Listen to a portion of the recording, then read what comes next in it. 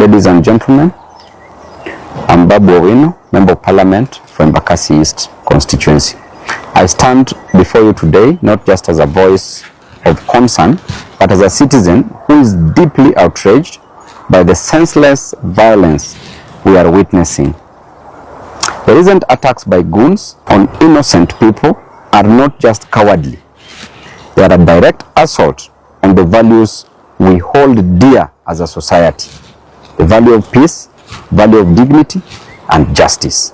Let me be clear today with what is happening in Nairobi at the CBD. There is no place for violence in a civilized society. No ideology, no agenda, no grievance justifies raising a hand against another human being. These goons, these thugs are not heroes. They are criminals, and they must be treated as such. We cannot and will not remain silent when our fellow citizens are beaten, harassed, and intimidated. Silence in the face of such brutality is complicity.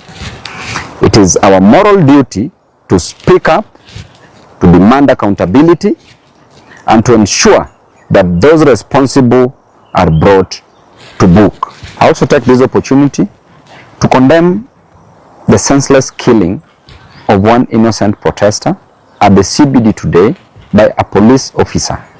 An officer whose responsibility is to protect lives and to protect property.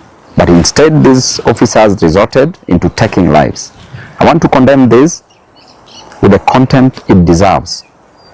And I want to warn this officer, having known very well what is happening in this country, that his own boss is going to be charged for murder.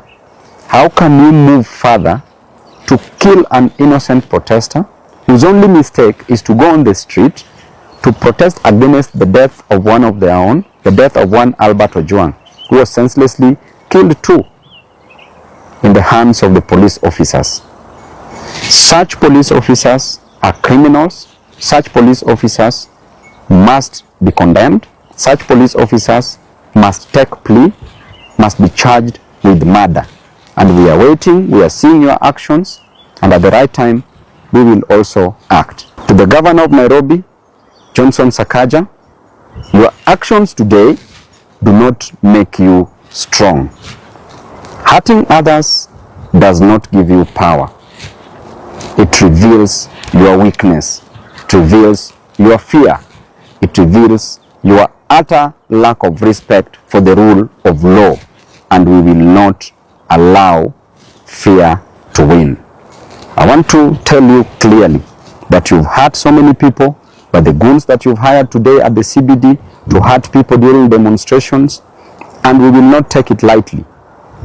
To the victims and families, you are not alone. We see you, we stand with you, and we will continue to fight for a society where everyone can live without fear, regardless of their background, beliefs, and opinions. Let us send a message loud and clear that we will not be bullied, we will not be silenced, and we will never stop fighting for justice. We will never stop fighting for peace and for the right of every individual in this county and in this country. What the governor has done is completely unacceptable. I condemn it strongly, and I believe that he can do better. When he was campaigning, he used to say that siasa bila chuki, siasa bila vita. But now, what are we seeing in Nairobi? A disorganized county, a county that should be organized instead of being antagonized by the governor with the help of the government. We want to warn the goons that you need to stay at home.